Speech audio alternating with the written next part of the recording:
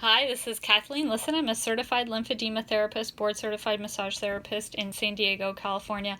I help my clients after plastic surgery to reduce swelling, and I would like to talk about a new book that I just got. It's called The Park Avenue Face, and it's by Andrew Jacono.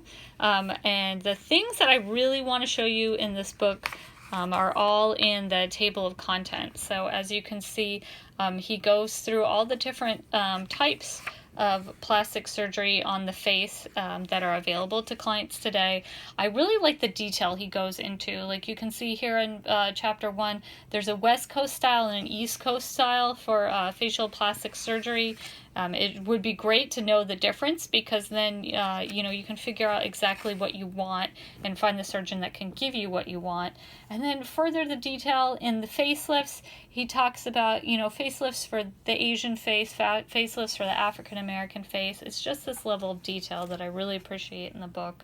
And then also that comes near and dear to my heart, what to expect after surgery, each of the different types of surgery, and that goes straight to what I offer my clients, which is the post surgery